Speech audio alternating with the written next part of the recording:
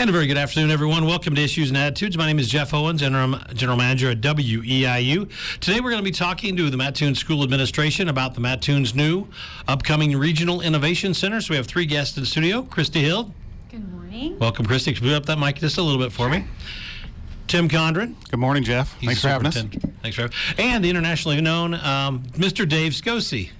Thank you, Jeff, and glad to be here. So we appreciate all three of you coming over. I know it's a busy time. I know, Dave, you had a really busy day ahead of you today. So I guess I always like to lay it out for people who have no idea what the Regional Innovation Center is or what it's going to be. Can someone just give us a little bit of background, and then we'll go into some more details about what you three are up to in Mattoon? Sure. Appreciate that, Jeff. We were actually approached about this idea of the consolidated building being for sale back in February, near the end of February, and there'd been ongoing discussions for decades around the possibility of an innovation or career tech ed center, even dating back to Dr. Luther from Lakeland College. Some conversations, even most recently with our former superintendent Larry Lilly, and those conversations and those plans had been ongoing. Had been conversations across the county in regards to that with the Charleston administrative team, as well as Oakland in that process, and it just kind of fell into our lap, I guess. And what we're hoping to see here is a regional opportunity for high school students across a 28 district area with a variety of programming that would love for Christy to speak in a little bit more detail about. Yeah, would be happy to. So in this Innovation Center, we envision juniors and seniors in high schools, like Tim said, across 28 districts having the opportunity to come to Mattoon for a sort of capstone experience in 8 different pathways. So students would have the opportunity to do kind of what we're doing today, learn about communications, broadcasting, develop some skills, credentials, and dual credits in that area. Early childhood education, and then also in information technology, ranging from cybersecurity to coding, robotics, and some break fix.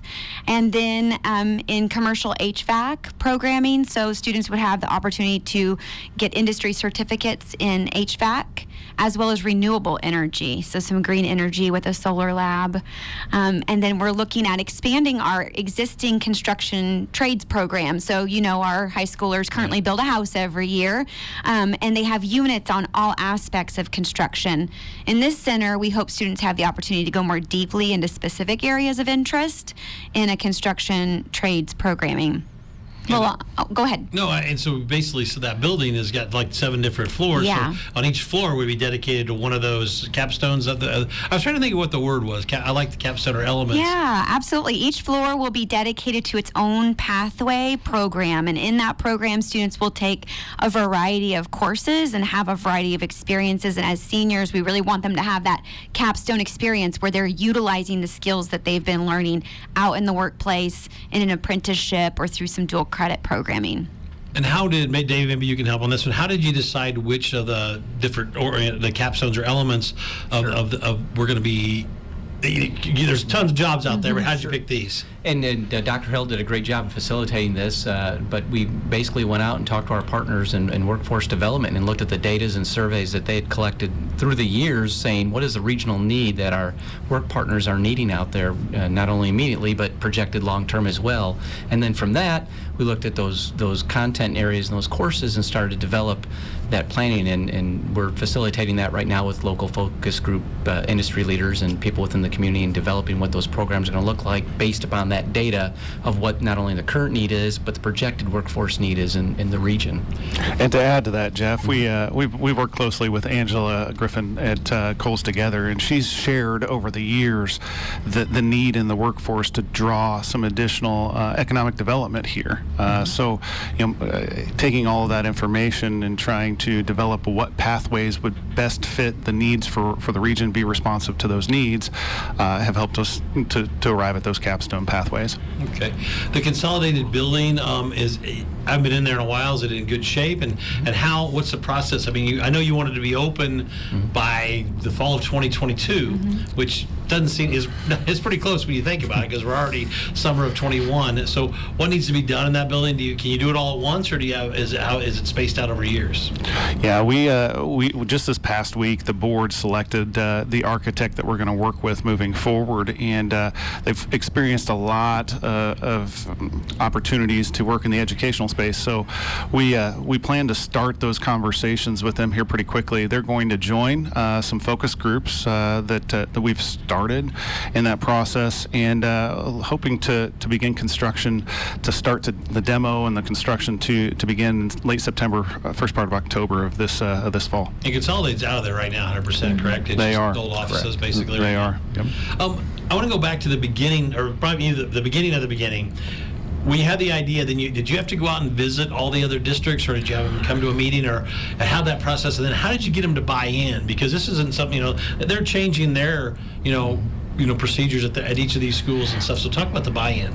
We're really fortunate in the area to work with partners, superintendents, principals, and guidance counselors who have this same vision that we want for our students, which is really give them as many opportunities to explore what their potential futures could be, and then provide them opportunities to decide maybe what they aren't interested in as well. So in 2018, we were going on a lot of site visits looking at what excellent programming like this looked like, in the hopes that we could someday find a way to do something like what we're planning. And during that time, Tim mentioned our friends in Charleston were part of those site visits with us, as well as Oakland. And then since the consolidated building became an opportunity, we've had a meeting with area superintendents. We had 24 superintendents come and walk through with us. And then we had high school principals and guidance counselors come the subsequent week. And they're bought in because they see the opportunity for their high school students. They're thinking of specific kids in their high school for whom a traditional pathway maybe isn't the best option, but if they had the opportunity to learn with their hands or find their area of interest and really grow into that, they'd be more engaged in school and have better outcomes. And so we've had a great response from our partners. Just this morning we had a focus group meeting, and an area superintendent was part of that conversation as well. And so we really feel that because when we pool our resources, we can offer programs that on our own we can't. So together, utilizing the funding for our students in a program like this, more kids can participate. And so from that aspect, it's been really great response, really positive. How much was the COVID though kind of a monkey in the a wrench in the monkey in the wrench in this thing? Because it was crazy with the last, we were just talking about off mic, the last year and a half has been nuts. So Well, to be honest with you, Jeff, this is a welcomed response. I think coming out of this past year, it's nice to be able to focus, how we can do what we were designed, and I guess our purpose is in our district, in our roles, is to help provide additional opportunities for students. So, I think coming out of where we were this past year and moving into where we hope to be this upcoming year and then beyond, I think it's again an opportunity to be gracious for our community support and throughout the region. And circling back to what Dr. Hill was just mentioning in regards to the regional support around this was also the focus of the Lumpkin family when they approached us about this building, that they wanted to see this as an opportunity for the region to benefit. So I think it just goes to where we live and where we work, and the support that we see from our communities and from our families. now, people always ask these kind of questions, but I think it's important. What about, will this bring new employees to the Mattoon Community Unit 2 School District, and how many, and what's the status and plan going forward? Yeah, Sure. Dave can speak to that. Oh, yeah, thank you. Sure, it will. There's an opportunity for that, as you know, when we talk about the potential exciting programming that we're looking to do, for sure. And like anything else, Jeff, it's the key to having successful programs. You can have wonderful buildings, new facilities, new gadgets, tools. It's the right person in the room in front of the students that makes the difference. And so our charge is to look for those qualified, highly talented people that can come in and not only have a high skill set in those areas that we're looking to provide for students, but then also create that environment in which students will gravitate towards them and learn and grow underneath their tutelage and instruction. So we're excited. We feel that we have some existing staff that can fill some roles, but then in addition to that, we know we're going to have to bring in some new staff as well. well to staff some positions in a highly skilled area like HVAC, for example, and cybersecurity and programming. Those are areas that we're excited to bring people in and go out and find that we can recruit and select and put into place, and hopefully they bring families with them as well, and our community grows and we have great people added in with our community as well. So the idea would be to get new people in each of the different levels or capstones or whatever you want to call those things by the fall of 2022? Correct. We're looking to staff the facility when it opens fall of 2022 with the programs and the right staff. Would there be an licensed and administrative certified. staff or a secretary or office manager there overseeing the whole? Would that also be a new hire? Or? Yeah, there would be an administrative oversight of that building. Like, think of it as a building administrator or director of the program. We're also pretty fortunate in terms of the personnel to have industry partners on every floor. So, the sixth floor is going to be a Culinary Art Institute, and Aramark is an industry partner who's helping us with that. So they will help inform the dispositions of the people we're looking for, and in many cases, some of the programming and the curriculum. So the fifth floor is a leadership institute, and Franklin Covey is a global leader in that area, and they're going to be our partner who helps provide the curriculum and some of the more asynchronous or computer-delivered instruction as well. Interesting. I guess what's next? Where are we right now in the process? Well, right now we are in the middle of some focus groups. So we have a group of leaders around each of those programmatic pathways, and the group consists of a student, a parent, staff member, administrator, industry expert, and someone from Lakeland, as well as Eastern when possible. And all of those people are working together to help decide or inform what the curriculum should be, what the facility should look like, and then who we're looking to hire. And that will take place through July. Speaking of the curriculum, does it have to get approved by some state board? And so is there I would assume there's a lot of hoops that have to be jumped through rather quickly to get that out there to be ready for fall 2022, right? Yeah, so curriculum, we have a local process with our school district with a committee of people who make recommendations to the school board, and then our local school board will approve the actual courses that will be provided. The State Board of Education gives us a catalog of course options, so we're just kind of picking from those and then working with our friends at Lakeland and here at Eastern to see where there's some overlay and overlap so our kids could get some dual credit experiences. Well, that makes it a little bit easier if you're picking from them, then they can't realize this course doesn't exist. Correct. All right. So do you have goals in terms of numbers, like how many students you'd love to see fall 22, 23, 24, 25, and things like that? Yeah, initially we're hoping to see about 180 students, coming in and out of the doors of that building in the first year, and we've got kind of a timeline on when we hope to seek registration from not only our high school but surrounding high schools, and that would open up in January of 22. So we'll have a better idea at that point. We also have some work to do in sharing with our area guidance counselors and area high school principals around what that can look like and how that might fit into their schedule. One of the areas that Christy or Dave can speak to too is around how we're seeing this to be flexible as we can be, by offering modules for students. So if, for example, there's a student in Marshall that wishes to attend, but a half day would not be as conducive if they wanted to come 1-2 days a week, we'd have that flexibility to be able to offer to those students. Yeah, that's exactly it. So one thing we've really learned from COVID is to do things in new ways, and we're getting pretty good at it. And so we hope to build on the successes that we had in learning how to deliver instruction in unique ways while really leaning into the power of in-person instruction. So if students need to be there longer periods of time, but fewer days a week, we can do that if the curriculum is sequenced. Okay. So if they can come every day, they're going to do a module a day, for example. But if they can only come one day, they'll do 5 modules that day and then be back at their home school the rest of the time. We also had a superintendent last week mention, well, what if I just want them to stay there? Could they just video conference back home into their 4th period calculus class? And the answer to that is absolutely. The building will be outfitted with kind of huddle rooms. We saw your editing rooms, kind of small places where kids can go in and interact with people back at their high school if needed. So flexibility will be key. When you think of 28 school districts in the area, correct? How many schools does that encompass? And maybe give us a north, south, east, west so we can visualize how far maybe people will be coming to Mattoon.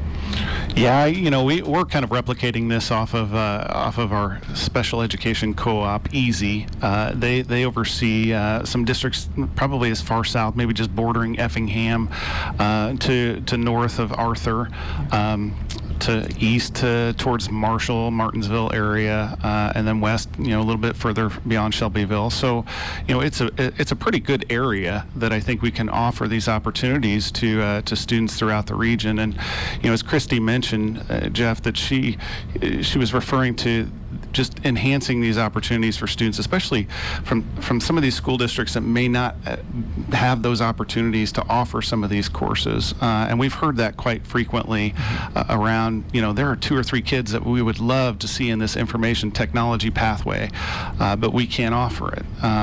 So being able to expand that to those opportunities throughout the region, and ultimately I think the investment towards the future is keeping some of our best and brightest here in the region and providing those job opportunities and those jobs, just as we were talking about, may look different as we've seen throughout the evolution of this year and how we operate differently.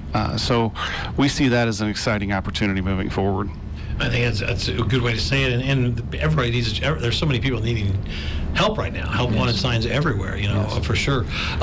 I guess next thing is when you start talking to the students about these ideas, are you going to have some like official, is there a plan or is there a video, or are you going to go to the schools and make pitches, or how does that work? Because you can do the greatest thing in the world, but eventually you got to convince a kid from Martinsville or wherever. They're going to have to spend every day or 2 or 3 days a week driving to Mattoon. There's a little expense there, and so how do you do that? How do we get the kids to come to Mattoon? I think Dave touched on it a little bit. It's the right people. It's the right people. If you bring people in that provide a great service and are truly passionate about what they're doing and focused on others learning and growing, great things are going to happen. We've seen that for 30 plus years in our district and how we select and hire individuals. It's their purpose and human relationship skills and understanding of teaching and learning blended together. But it's also then that interest of the student, intrinsically being motivated to find that purpose or interest that you have, I think is, as we find with our high school students, they're very well informed. They have access to a plethora of information, and more they know, even starting in the younger grades in middle school, what their focus and interest are. So it's providing those opportunities for students. I think when they realize that it's out there and it's obtainable to engage in those experiences, to find out if they really enjoy this, or more importantly, prior to going to and graduating, if they don't like this area. So I think we'll see that interest grow once we have those programs out there, and marketing those programs to other districts. I think Dr. Hild or Tim said it earlier, it's about connecting with those guidance counselors and really putting them in connection not only to people within that program, but then the ability to bring people and come over and visit the program, see the program, virtually tour the building, the facilities and the programs. I think will help market the facility and the programs as well. Christy, go ahead. Sorry, Jeff. Christy mentioned back in 2018 we took a trip over to Indianapolis, and our friends and colleagues over in Indiana have been doing this for years around the regional vocational type of setting, career tech settings, and they've learned a lot that I think we too can learn from them. In education, I think sometimes we find ourselves in silos, and we don't always have to reinvent the wheel. And we've been very fortunate to connect and network with some folks that have blazed this trail previously, and we're excited to see what that might look like here in Central Illinois. Interesting.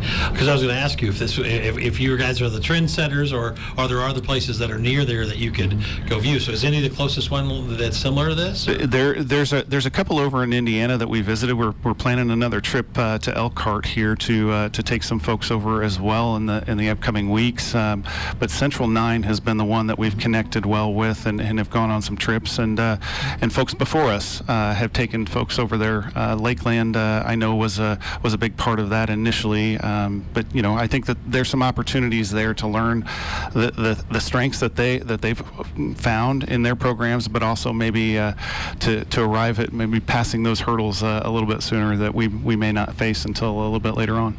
my brain works weirdly. So let's say the kids that's farther away, like Martinsville or past Shelbyville, they have to take so many classes at Shelbyville High School, then get to Mattoon to finish a couple. Or would they be working later into the afternoon, or would it fit into their regular, day schedule? How does You're that supposed to work? help us market this here, Jeff. You're supposed to help us start Well, I gotta marketing start this thinking here, about So these kind of things. That's what I've been thinking about. Yeah, that's a really good question, and we, along with our partners and friends in Charleston, we've, as well as Paris, have been a part of a pilot program with the state, and Christy has done a lot of great work around this. It's called a competency-based education pilot, and it allows us flexibility that we may not traditionally have. So we can offer that to students that may be coming to the Regional Innovation Center, that would give that flexibility, as she mentioned, to be able to maybe remote back into a calculus class, but we can still offer them some credit in some other areas as well. Your brain's working like a high school principal. That's how it's working. Right. Yeah. Well, I was thinking like juniors and seniors who don't have a car, but they want they really want to become a radio broadcaster or an HVAC technician. I mean, so our job is to find a way to say yes. Okay. There's going to be a lot of personalization that has to happen, and one of the key positions to make this building a success is going to be that program director, right? Because that person's going to need to be able to network with potentially 28 high school principals, and equally importantly, the guidance counselors, so they can say, this student has to have third period calculus, so how are we going to make this work? And then find that individualized pathway so the kid can come and get that experience in radio broadcasting. what about downtown or midtown, Mattoon, you're supposed to call it officially? What's been the response, maybe some of the area businesses down there, knowing that there's going to be a different type of people, in terms of coming to Mattoon? Yeah, that's a good question, Jeff. They've been really supportive. There's been a lot of, we've received a lot of messages, emails, phone calls from folks, just thanking, I think, the vision that had been planted, the seeds that had been planted far before our team even, and being able to have this opportunity to carry that out. There's been some questions that pop up around parking for downtown businesses, midtown businesses, and we understand that, and we'll continue to share that with our students as they come. We also see there's an opportunity for busing to help alleviate some of those parking stressors, if you will. We have buses coming through Mattoon 5 days a week for different programs that we have in Mattoon or hosted in Charleston or other surrounding communities. So, we think that's one thing that will also help with those midtown businesses. As students may be leaving, they may pop over to Luigi's to grab lunch before they head back, or pop into D to Z to pick up some sports gear if they so choose. So we see it as an opportunity to enhance the great things that are happening in Midtown Mattoon. Current teachers we can only speak of Mattoon, but current teachers that are on board that would the opportunity maybe that they could transfer, or lack of a better word, or move over there if they think, hey, I would like to run the building trades or whatever. Sure. Once we post the positions, we post them internally first for a period of time based on the time of year in which we post them. And we look at internal candidates, and if they have the skill set and interest, and we would go through and vet them that way as well. If at that time we can't find any internal candidates to fill the position, then we post it externally and then look for external candidates. But yes, internal candidates will be open to all our current employees to fill those positions to look at. We have a few minutes left today. We're talking to Mattoon Community Unit 2, the Regional Innovation Center. I'm going to call you guys the leadership group, for lack of a better way to say it, so I don't have to introduce everybody once again. But Christy, take us through, from right now, through the timeline for someone who so they can kind of visualize what needs to be done when over the next year and a half or so. Yeah, I'd be happy to. So it's going to be an exciting year and a half. We were fortunate to actually take possession of the property last week. We closed on the building, and that allows us to start moving forward with some of the more specific designs. Our architectural firm will be walking through and joining a focus group team for each of the floors, so we can make sure that the renovation plans for all of 7 of those floors match the intent of the programs. So in June and July, we'll make recommendations about curriculum, programming, the facility, and then who we're looking for to fill those positions. In fall, construction will start. We will also name a program director at that time, and then that person will start going out to the area schools to promote and recruit. January 2022, we will open registration for the first group of kids to go to school at the Innovation Center, and we will keep working on those renovations. and we'll probably have some tours maybe late summer 2022 with ribbon cutting. We're shooting for August 1st, 2022, and students will start mid-August. There you go. That's pretty good. She's Yeah. good at this, isn't she? She is. Very good. A few minutes left. What did I forget? Anything that you know that we forgot about this regional innovation center that we need to get the word Well, out? how about the service organizations? We've had such a great response from Yes. Kiwanis, Rotary, Exchange Club. Do you want to share about that, Tim? Yeah, we've had a lot of outreach from our community civic organizations, and cannot extend our gratitude enough to them for inviting us to come out and just share, just like this, Jeff. I mean, you reaching out to us to allow us the opportunity to share the excitement and what we hope will be a great investment moving forward in that vision towards students and our regional communities. So it's been a really positive response, and we're grateful. Will you make? But will there be a big sign in for where Consolidated is now, like Regional Innovation Center? And things? Yeah, so have we're a new gonna logo and all that. we're gonna have a coordinating committee that gets to make a recommendation on the name, because it won't be the Regional Innovation Center or the RIC forever. Okay. So we'll have a different name. It will. Okay. Yeah. Yeah. Dave Skocy Memorial. Perhaps. Yeah, There. maybe. You want people to come there, Jeff, not come there. I just wonder. Now, who gets the key to the building? Who has? I mean, We No, I we mean, might have right a now, few. who has You the know, keys? So you took ownership. we did just last week, and it was a pretty great feeling to get through the closing of that property. And again, can't express our thanks and gratitude enough to the Lumpkin family, Consolidated, and all of their work. Consolidated gave some considerable donations to the property, and left some furniture as well as a large generator, and just appreciative. pretty good to the area. They absolutely They have. have. They're great Fortunate. partners, great supporters of the community throughout the region, and just can't thank them enough. So my friends don't yell at me by not asking. I'm going to go off topic for one question. Turf fields, Mattoon football and baseball. I know that you can't give me details, but give us something that we know that it's coming in a year or two, and it's moving forward. It's coming. It's coming. There you go. It's it is, and yeah, I can give you the latest details. Last week we received an email from DCEO. That's the department that we're working with at Illinois, the government side of things, and we are entering the final phase for approval, and that has to go to a capital development board.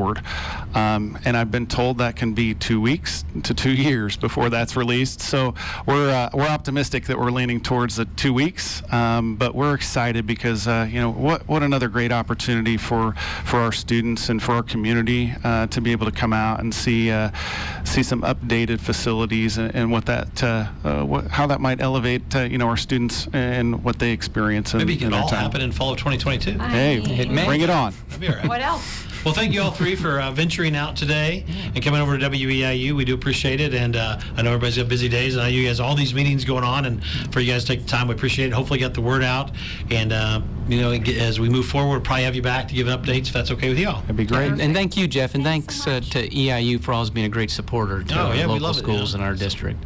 Cool. Well, everybody have a great day. Good luck to the Mattoon team tonight, Dave. Get us a win, all right? All right. Green thank Wave. you. We are WEIU.